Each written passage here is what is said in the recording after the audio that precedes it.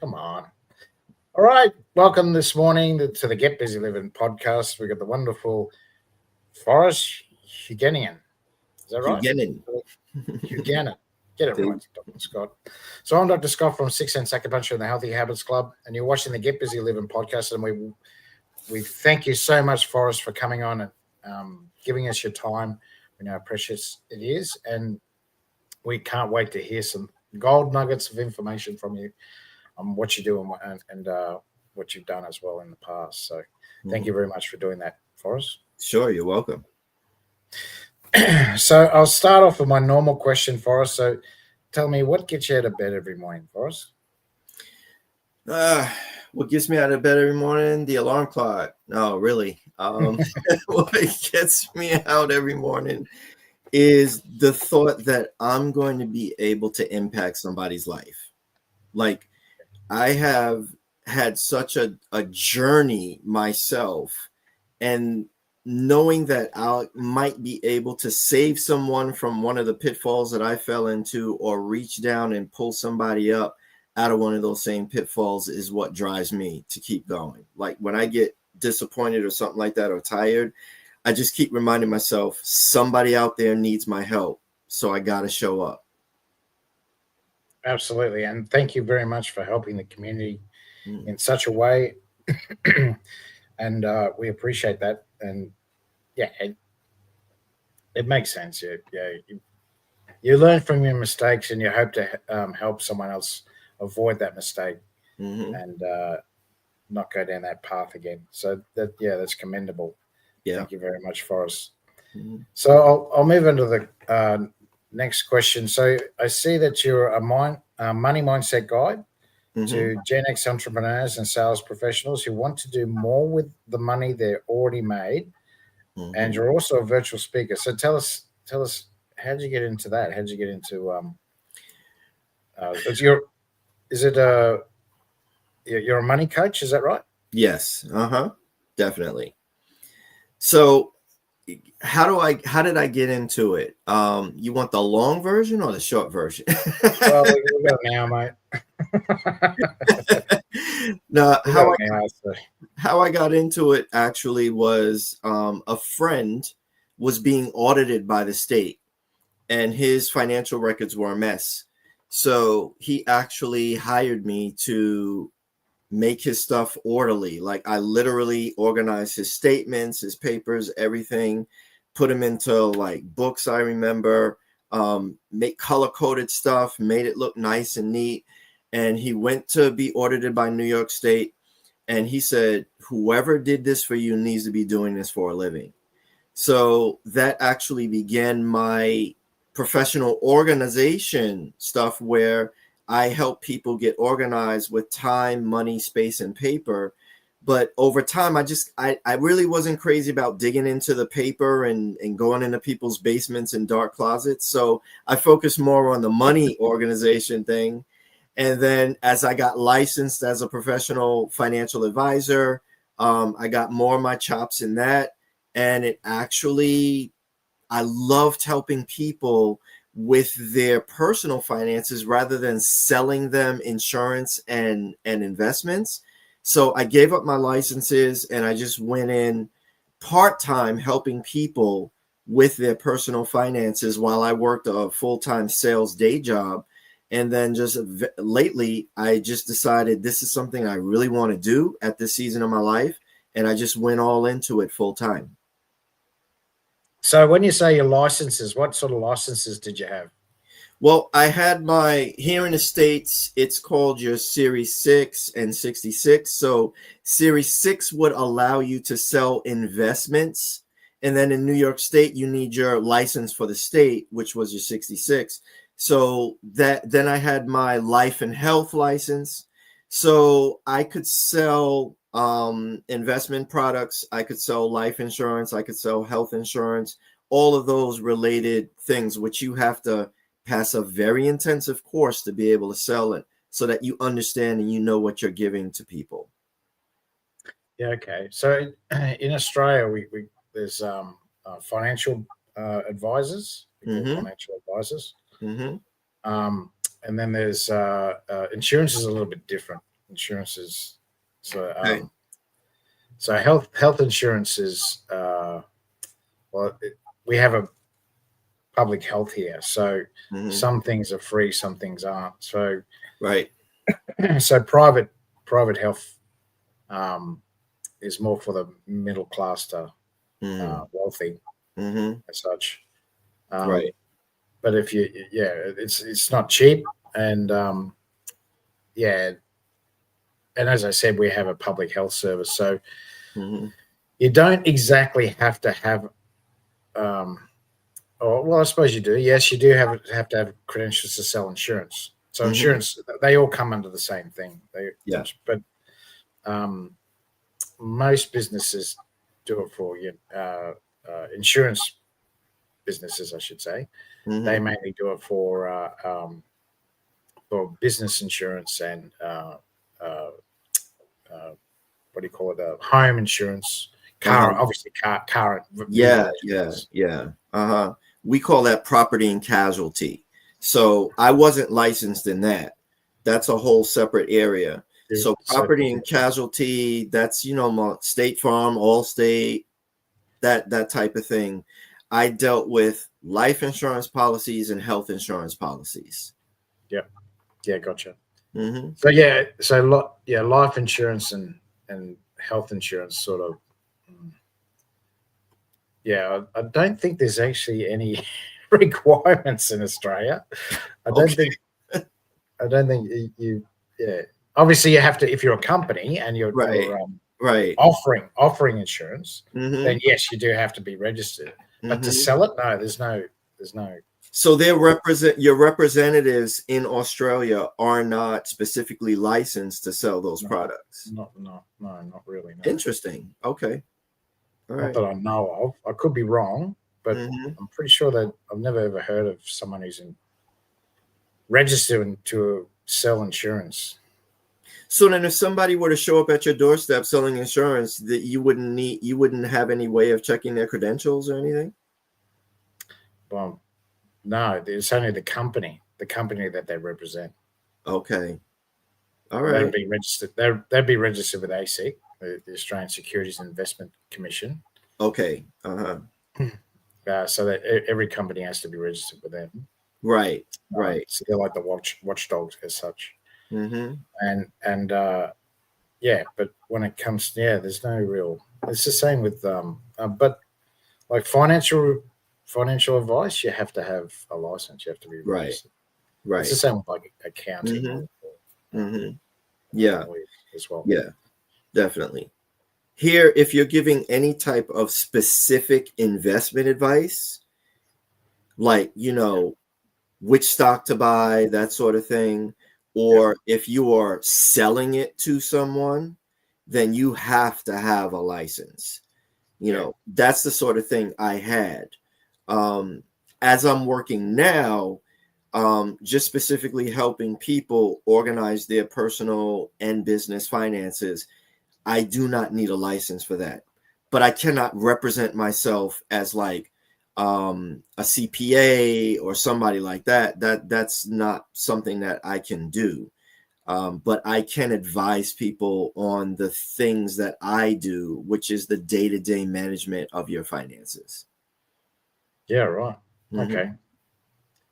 So obviously you weren't working for yourself, you were working for someone else, is that right? Yeah. Yeah, I was working for MetLife at the time. Okay. And did you work for him for a while or? Worked for him for a couple of years.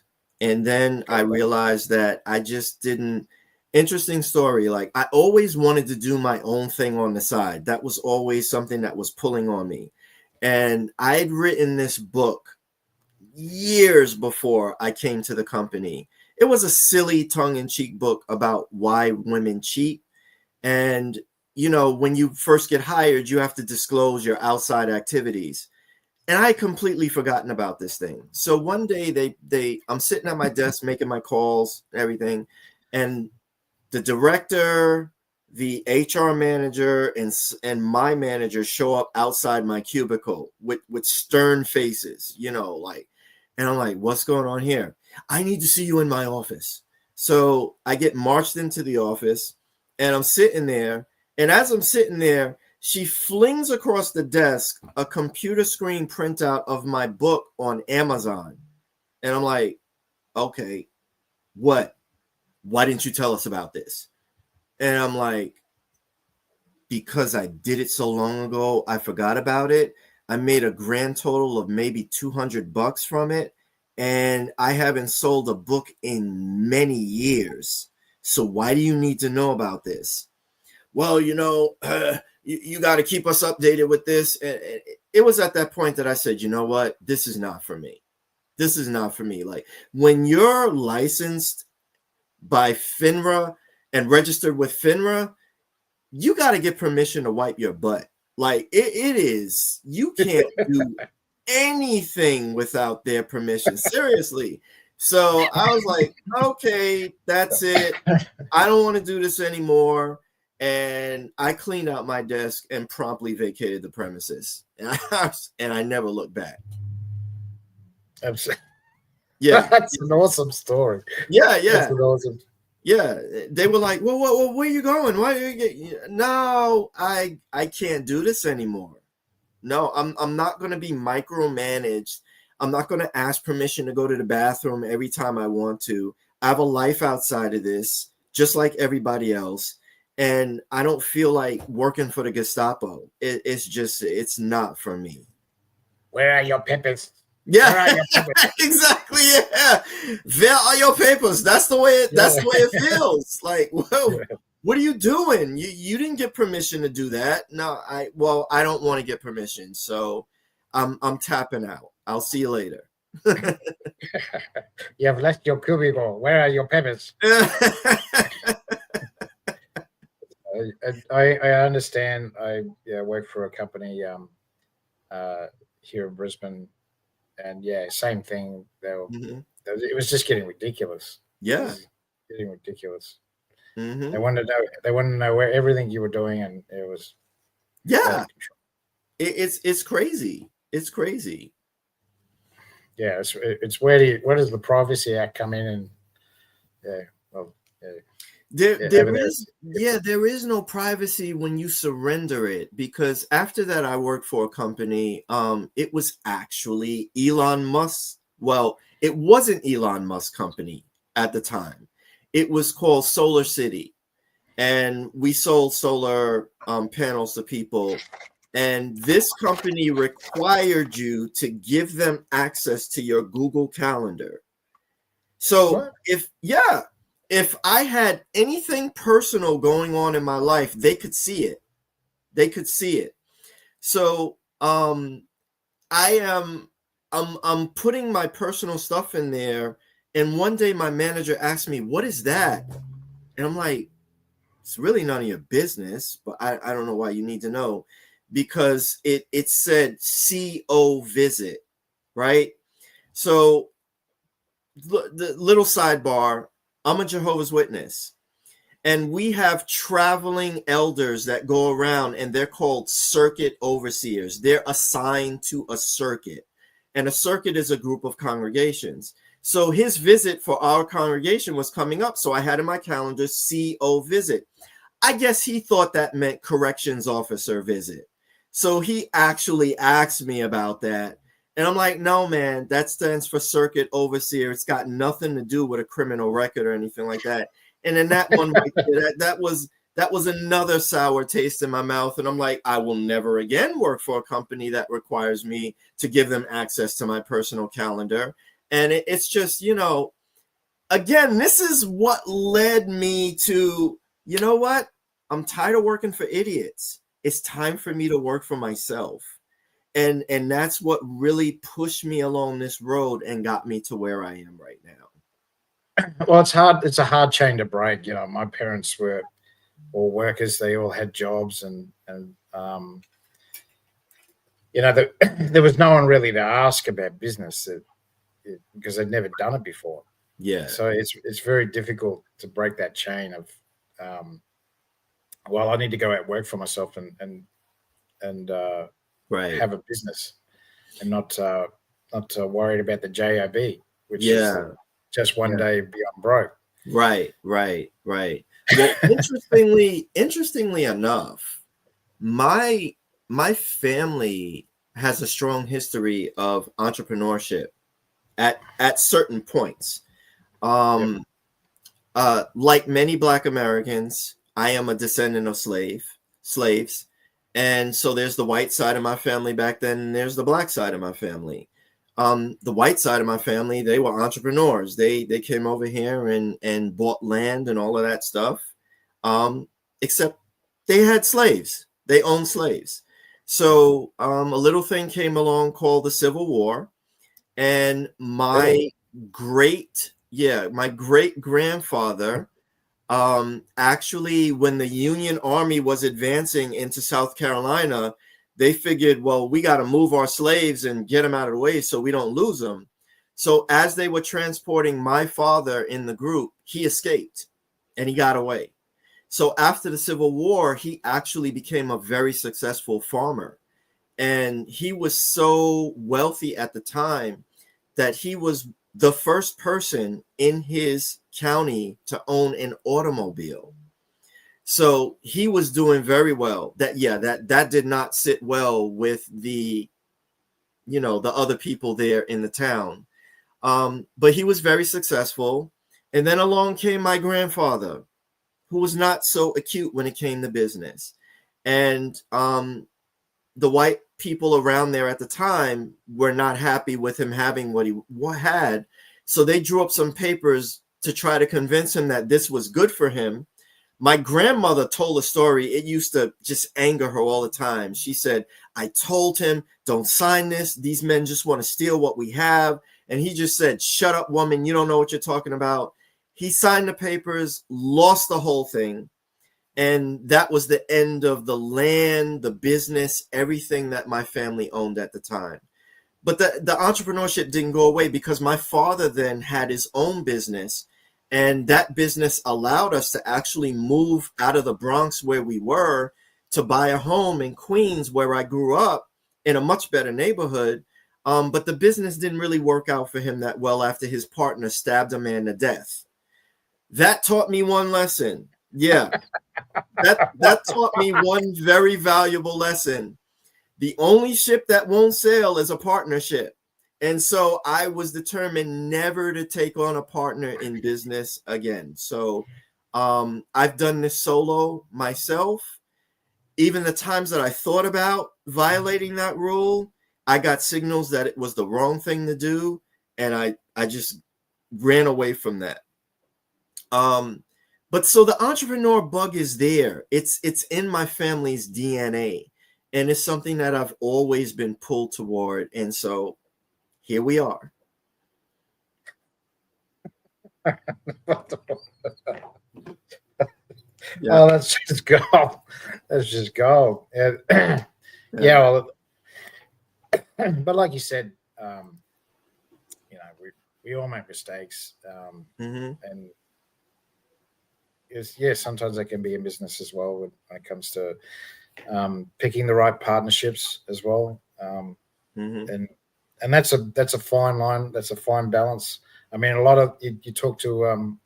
I've had a few coaches in my time, and business coaches, that is, and they all speak about it. They all talk about it where they've had a bad experience. Yeah, with a collaboration. Really, it's a collaboration, and having business partners. But then there's the successful ones as well. Sure. They collaborated together. Uber is a good example. They're the board members of that business. There was two young fellas that decided to create an online taxi service, and look what happened. Look at it now. It's just crazy. Sure. So yeah, it does. It's just you got to get the right. You got to get on with the person, and you got to hope they're not a murderer. Yeah. Definitely. That's probably a key thing to be looking out for. I've never heard of that before. That's crazy. So and like you said before, that So tell us about the joys of making mistakes. Tell us about the joys of making mistakes. Wow. Let me let me because go. I've made a few too. I've got a few too. Yeah. I've got some crackers. Yeah. But, Yeah. this podcast for you, brother. Well, mistakes I've got plenty of, and I think the very first mistake I made was stemmed from my childhood, being raised in a lower middle class home. Like, we weren't poor, at least I didn't think we were poor. We were probably poor in relation to the other people around me, but we never went on public assistance or anything like that. But we knew, like, there wasn't a lot to go around. And I remember this one particular instance where my mom, who was a domestic,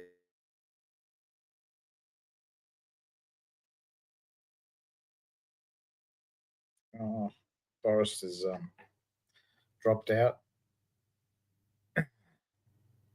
We'll just give him a minute and see what happens. He might come back in. Hopefully he does.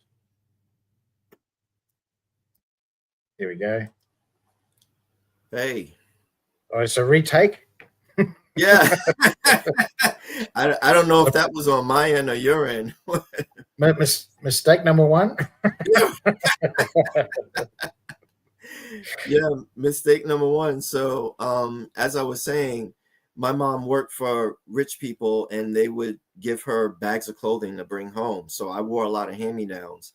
And this one particular time, I remember there was this pair of pants that it was too small for me, clearly. And I tried to get into it. My father was looking at me, and he was the kind of person that didn't take no for an answer. So I'm like, I can't get into these. So, Scott, if you can imagine your dad suspending you in a pair of pants and shaking you up and down to try to force you into the pants. Yeah. And I'm like,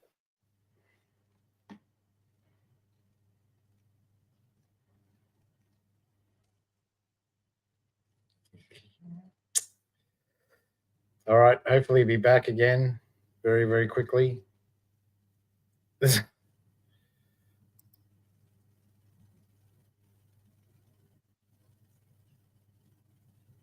So hi Sophia. Hi Sophia Redjaw. Hi Sophia. So yeah. Just saying hello. yeah. So yep, trying to shake you into the pants. Yeah, he's trying to shake me into the pants. And I remember that day I was like, I need money. Like, I can't live like this. This is not the way to live. And I think when I got out of the house, I overspent beyond my means to prove to the world that I was better than what my upbringing was, that I was successful. I had somehow made it. And I ended up overextending myself, getting into debt.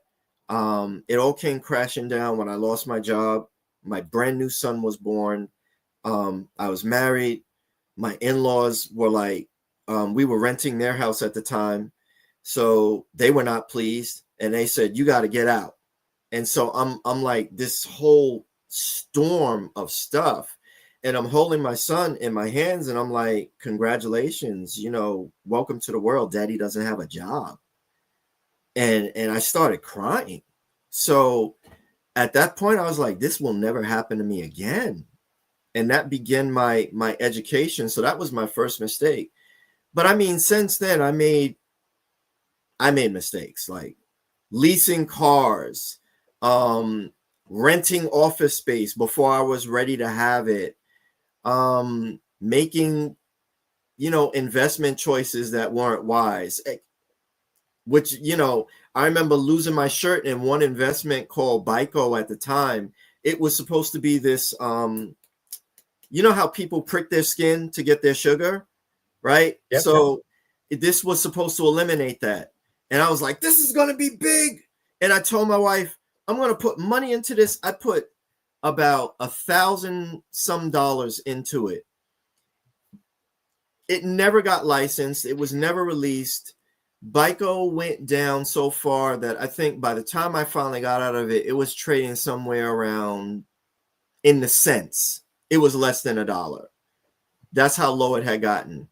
Learn my lesson from that. Nope. Not going to mess around with individual stocks anymore. I'm going to buy funds like the S&P 500, which have done me well over the years.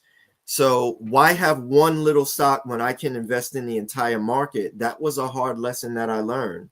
And I'm not saying that you can't make money investing in certain stocks, but you need to have the bandwidth to do that. And that's how people get into trouble. They constantly, the object is, well, buy low, sell high. That's the wisdom, right? But that's not the practice of the masses. The masses follow a trend. They follow it, so they're buying high. And then when it goes low, they panic and they sell and they lock in their losses. And that's what John Q. Public does. Meanwhile, investment pros are buying low and then they're sticking with it. They're not constantly trading back and forth. So these are some of the mistakes I've made and some of the lessons I've learned over the years. Yeah, absolutely. I've done the same. I've bought stocks, and our employer at the time, actually, we could salary sacrifice. So I don't know if you understand what that means. It's basically you're reducing your income by putting the money into a stock. We call that a 401k here. 401k, yeah. So so how you so it basically we also have superannuation here, so that's a retirement fund. Yes. So you can do the same thing. You can salary sacrifice into your superannuation. But you can also you could, depending on the company you work for, you could also put it into stocks. And it was that good that they they almost went bust. So that's what I realized it. And then at the time I was employed by them, but by the time I'd finished working for them, and it all dissipated, and they lost a lot of money. So same deal. You think that your employer would have a good portfolio, but obviously not. Yeah. So that showed me something as well. I understand. I get it. So you went out on your own. So what happened then? Did you sort of slowly go into financial advising, or were you doing something else? The financial advising came along as just part of my sales career at the time. So I was recruited by them. Like, they go around looking at resumes and things like that. And so I got tapped to come in and interview. And that's how I got the job at MetLife as a financial advisor. Yeah, gotcha. Having a few Wi-Fi problems. It's having a few Wi-Fi problems, by the looks. You're back with us now. Can you hear me, Forrest?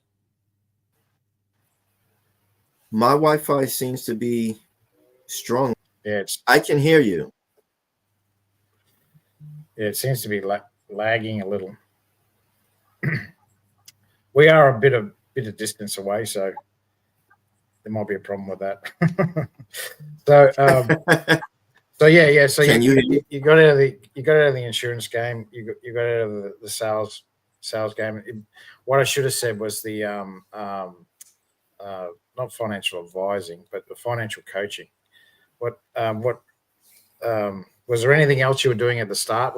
Because for me, when I got into, here we go, Forrest is gone again.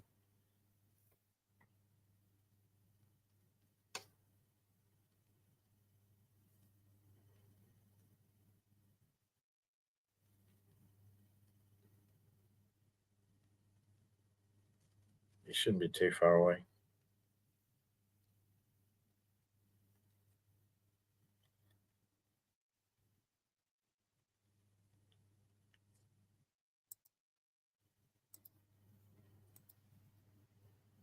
Yes, it's okay, mate. It's all good. Okay. It's okay. So it happens, mate. I had to do a podcast on my own once. Okay. Just where I go sometimes. Yeah, so that it's all good. But yeah. So what I mean is coaching. What were you doing something else? Because like when I got into Chinese medicine, I Yeah. was doing security, so I had to do that just as a part time, as to build up my business to get it up and running. Was it the same for you? Yeah, definitely. It didn't. The money didn't come flowing in right away, and I worked my day job, and then on the side I would do coaching. There was some events I would do, gift talks, workshops, those types of things, and just ease my way into it. But at one point I said, I'm ready to do this, and I jumped. And I left my job. I jumped. The money did not come the way I had envisioned it.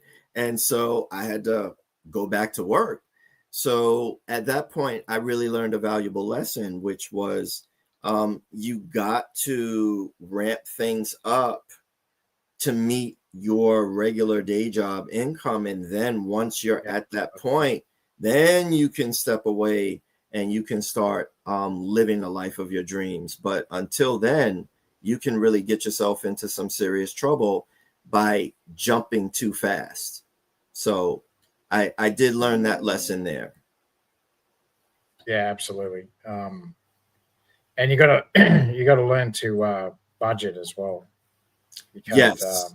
Yeah, because it's up and down. It's up and down. It's all over the place. it is. That's a very good point, and that is one of the reasons why I'm skilled at working with entrepreneurs, because and sales pros, because you can have a great month like this, and you're like, man, this is going to keep going forever. No, it's not. You're going to have your down months, and so I developed a system, particularly using a Hill and Valley account, your emergency fund, and your sinking fund working together to protect you against those particular downturns. And when I'm working with somebody, I teach them how to put those things together to keep your life going like this, even though your income may be porpoising like that. Yeah, and there's a few things you can do. I've seen a few podcasts on Brad Sugars. I like to follow Brad. He's an Australian, but he's living in Texas of all places. And I think there must be some sort of financial. But anyway, he's a billionaire. He is a billionaire, and he says exactly the same thing as what you just said. Is that it's a fine line. You need, especially when you're small, you're on your own. Yeah, and you are. But you'll hit a ceiling, and then you need to. That's when you need help. That's when you need others to come in and have that. Yeah. I definitely learned the value of having mentors and coaches, because before AI, you had to, before the internet, you had to figure stuff out on your own. So along the way, I just talked to people who knew more than me, who had done it. And so because of that, I learned the value of, my father didn't complete high school, but he was smart enough to have this saying. I'll never forget it. Always stuck with me. My dad would say, if you don't have brains, buy brains. So if you're not smart enough to do something, then hire somebody who has the brains to do it. Can do it. And that stuck with me my entire life. Absolutely. What was I going to say? And did you? So tell us about someone that you've helped. So tell us about. Give us a testimonial. Tell us about someone that you've. Well, there's one particular gentleman who he had his day job and he had his network marketing thing on the side. He had the money coming in, but it was not clear. There was a lot of financial fog. So he hired me. He hired me for my 1 year, 1-to-1 coaching program. And it was just me and him for 1 year. Over the course of that time, I was able to help him pay off nearly $40,000 in debt. Wow. Boost his savings up by about $10,000, I believe it was. Before that, he was deep in debt. His savings were at zero. But working with me, we were able to figure out, how do you get control of your income? How do you tell it where to go instead of wondering where it went at the end of the month? And by using my system, he was able to, he got about $20-some thousand paid off in less than 7 months. And then by the end of our time together, he was bumping up against 40,000 in debt paid off, and his savings back up at 10. And this was without him making one extra dime. Wow. Not making one extra dime. It was just in managing his money properly. Yeah. You're cutting costs and stuff. Yeah, subscriptions is probably the worst for businesses. I don't know how many. Well, yeah, for him, it was a combination of things. It was supporting family, which he felt obligated to do with the culture that he came from. It was food. Food was major. Whenever I'm working with somebody, I can always guess that food is going to be more than you think it is and more than you tell me that it is. Because whenever I'm working with somebody, I'll say, how much are you spending on food? And they'll tell me. And I'm like, okay, all right, fine. We'll go with that for now. But as the months go on and you see the actual receipts, it always ends up being more. Like they're eating out, they're ordering takein, the delivery fees from, Uber Eats or something like that, Grubhub. It's crazy. So when you can get a hold on that and track it, you get more control over it. I'm not one of those guys who's about, you got to live on bread and water and cut out all your fun. That's not what I'm about. No. Exercise in the yard for about right. Yeah, no, that's not going to work, because it's just like if your doctor told you, in order for you to lose weight, you got to go on the grapefruit diet. How long are you going to keep that up? Like, that's no fun. People are going to give up. You need variety. So I show people how to enjoy life while living sensibly, and that's how they actually get it together. Now, on top of that, then I show them, how do you boost your income? How do you earn more? How do you put your skills to work? How do you work more effectively in the hustle that you may have going on right now? And then when you combine those two things together, then you can really make some progress. Very, very cool. And give us one more. Give us one more that you could. Well, another one was he was a young guy who came to me. This one didn't have any kind of business or anything like that. He was Chris was his name. In fact, you can find his testimonial on my website, along with Plowman, the gentleman that I told you about before. He was just a financial mess too. Working as a mechanic, he made all the money that he needed to make. In fact, in our first consultation, I remember I said, Chris, tell me what you spend your money on every month. And he told me, he ran it down. I said, okay, if what you're telling me is right, that's half of the money that you make every month. Where is the rest of it? I don't know. I can't figure it out. So we worked. He entered one of my lower level personal finance coaching programs. We met once a week for a few months. And by the end of that, he was off and running on his own. Fast forward, maybe about 8 months later, he had gone from not being able to pay his bills, not being able to manage his money, to being able to buy an engagement ring, put it on the finger of the girl that he chose. And I was proud of him. He was proud of him. It was a whole different situation. His confidence was up. His demeanor was changed. And the thing that he said to me was, I remember when I came to you and I said, I don't think I can do this. You told me I could do it, and you showed me that I could do it. And that was the thing that I really took away from that the most, that I was able to instill in him the confidence to be able to manage his money and go out into the world and walk on his own. You know, I didn't need to hold his hand. So that was another proud moment I had. Very, very cool.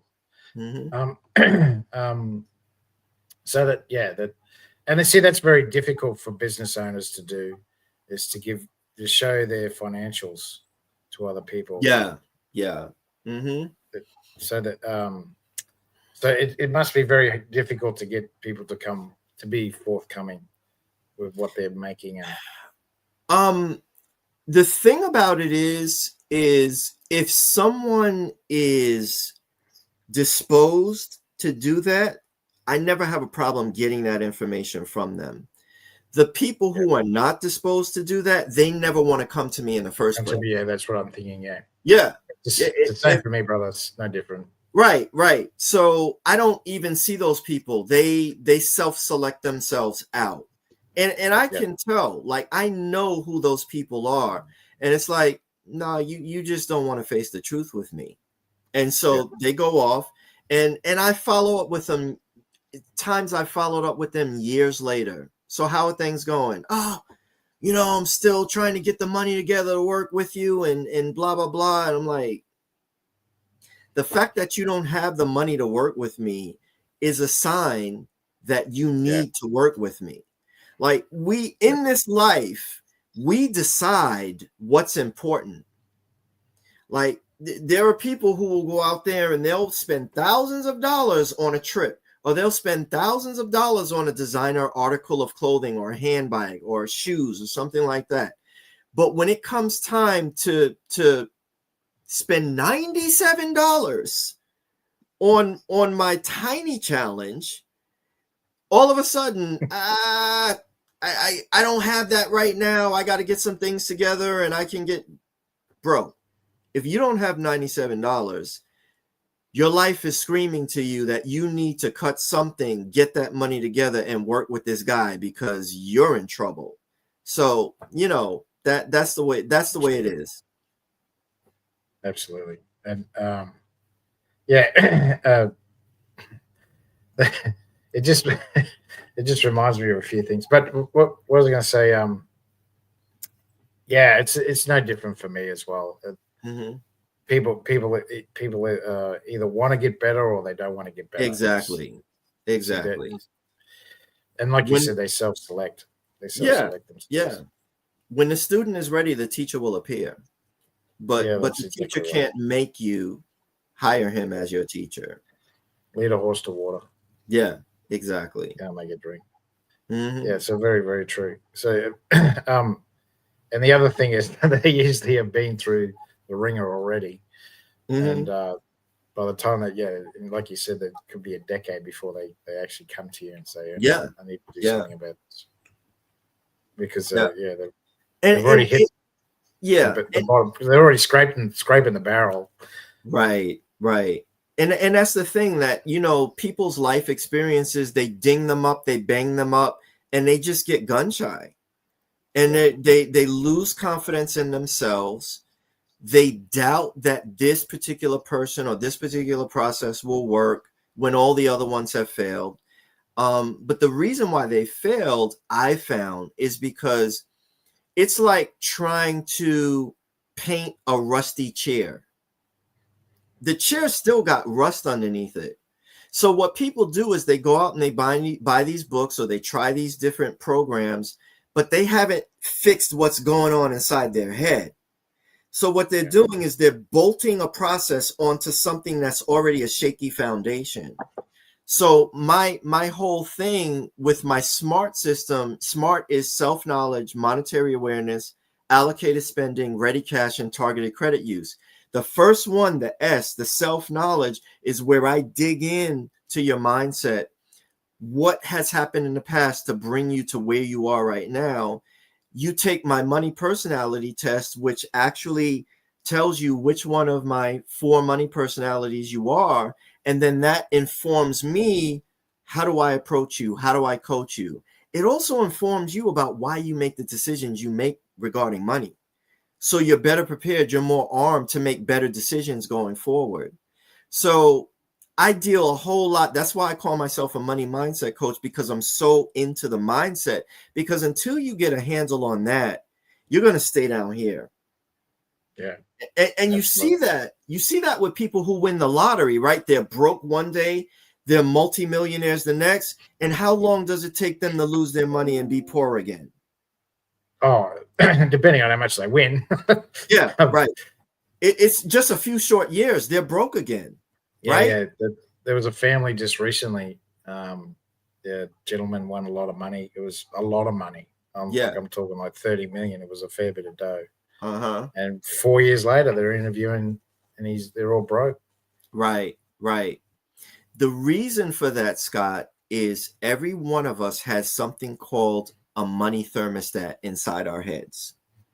Yeah. That money thermostat is set by circumstances, experience, whatever. If you do not intentionally change your money thermostat, it will self-set itself. And so you will find that no matter what happens, you will, by hook or crook, manage to make enough money to pay your bills with nothing more. Yeah. Yeah. That's an American expression. By hook or crook, you will make just enough to pay your bills. And that will generally be the same throughout your entire life. And until you change that, even if you do come into more money, eventually you'll find a way to spend yourself back down to the comfort level that your money thermostat is set at. So my job is to help you reset your thermostat so that you are becoming the person who can handle and earn higher amounts of money that you are perfectly capable of having coming to you. Yeah, you hear it a lot. It's the same with our sports stars here in Australia. I couldn't get over the statistics there, especially in basketball. Right. They're very forthcoming with how much the players make, and I was flabbergasted. 85% of them are broke within 5 years. Yeah. Wow. Yeah. It doesn't shock me because I was that person. I always thought, I just don't make enough money. If only I could make more. And then I made more, and you know what I did? I raised my expense. Spent more. I made more, and it kept going like this until the system collapsed. Yeah. So it wasn't until I addressed my personal problems going on inside here that I was able to start getting a handle on my own demons. Absolutely. And it's the same for us here in Australia. Our rugby league players and rugby union and AFL players, it's the same deal. They go bust within a year or two after they, it's only the ones that someone pulls them aside and says, we need to invest. So they're starting to do, I know that they're starting to do programs to help them invest into their future, so that when they do get out, they're not destitute. And there was a famous player. He's working in the garbage disposal. Because he can't retire. Right. And that's the sad thing. Yeah, that's the sad thing. And that's why I love working with Gen Xers, because Gen Xers are at that point where all of their mistakes are starting to catch up with them. And you got to make some radical changes now, or you will be, your most popular words in your old age will be, would you like fries with that? That's the way it's going to be. So I saw an auditor. It's in the United States, and he went to council. It was a council town hall, and he's asking information from one of the the ladies about where to get requests forms, request forms. Right. And she didn't give him a definite answer. Anyway, he said, "Get used to your favorite saying. Would you like fries? Would you like fries with that? Because you are useless. You are useless as a public employee." Oh, it was gold. That's funny. That's funny. You better get used to her. Yeah. Wow. And she's just like, she doesn't know. She doesn't know whether to laugh or right. He's serious. Yeah, because that's what he said. He said, "Well, I've sacked commissioners. I've sacked sheriffs. I've sacked mayors. I've sacked state officials. So you're low bearing fruit." He says, "You're low bearing fruit." Wow, that's funny. And he's just talking to her like she's thinking, obviously. Oh yeah, old Jimbo, the Lord Mayor of the town, the county.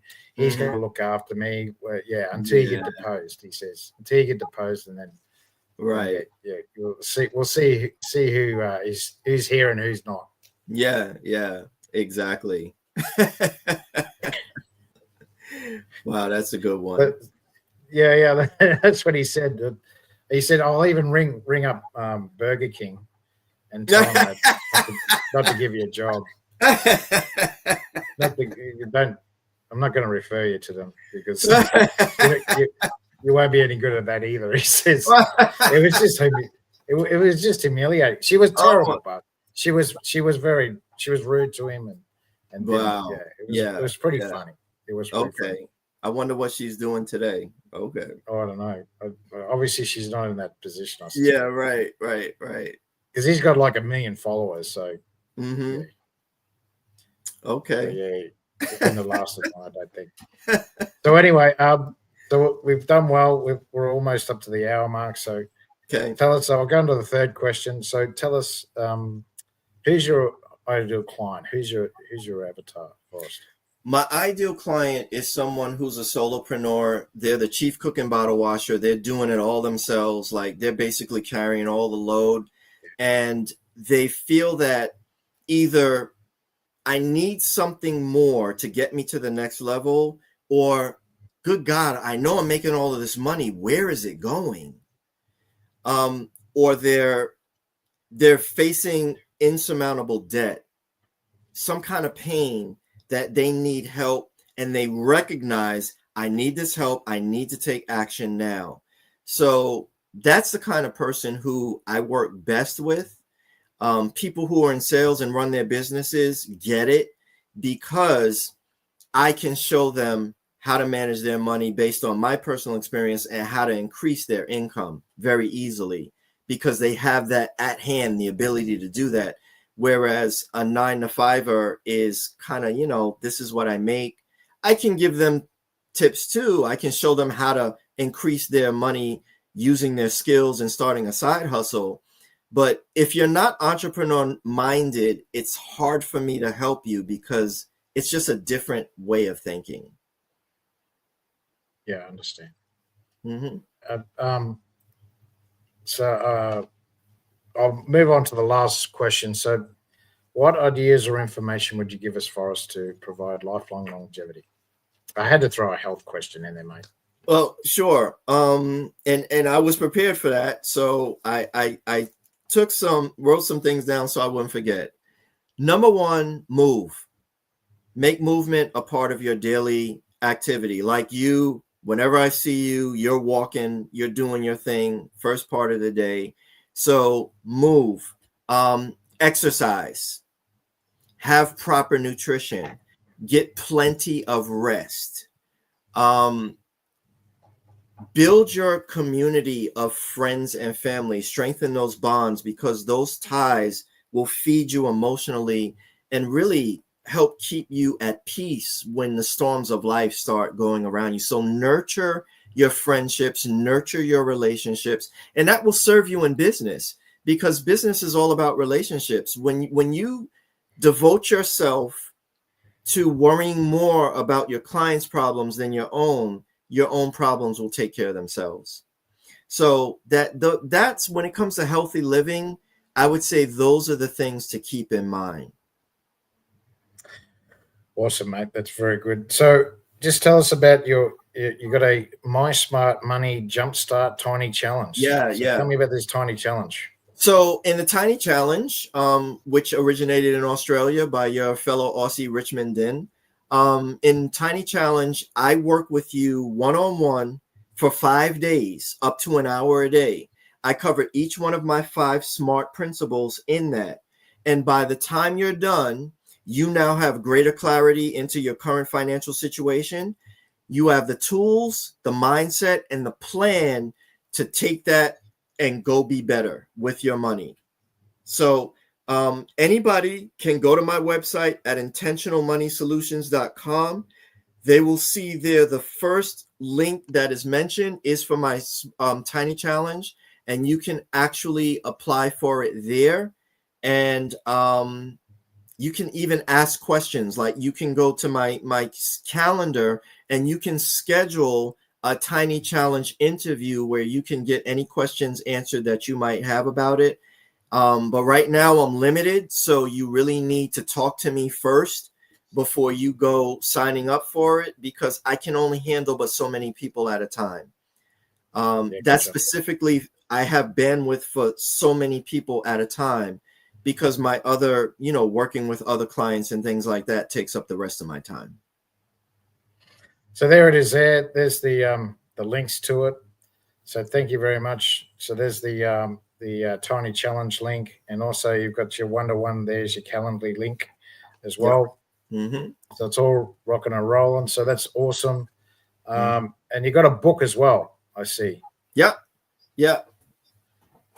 Smart Money Makeover. There, which has all of my SMART principles in it. You can order this and you will have all my SMART principles in hand. If you're interested in getting it and you're international, overseas, like in Australia or something like that, talk to me first, because there's an expense there with shipping that's not covered under the price that I have on my website. All right, mate. Very good. There's the link anyway. But as Forrest said, get in touch with him as well. Mm-hmm. So who was it? I'll bring her up. There she is, Sophia. So Sophia, you get access to this. I'll just show you. And the same for you, Forrest. You get access to this as well. So because you didn't bag me too much, and you're quite kind to me, I'm going to give you access to my health club. So that's the bronze membership. It's worth $11. You get access to it for 1 month. Same with Sophia. I'll get my VA to give you access to that. Cool. So thanks very much for coming on, Forrest. I got some gold nuggets from you today, and it was a great conversation, and I learned a lot. So I hope the audience did too. All right, guys. Thanks again, Forrest, and you guys all have a great day. And you'll be watching the Get Busy Living podcast with Dr. Scott and Forrest Huguenin. Thanks for having me, Scott. It's been a pleasure.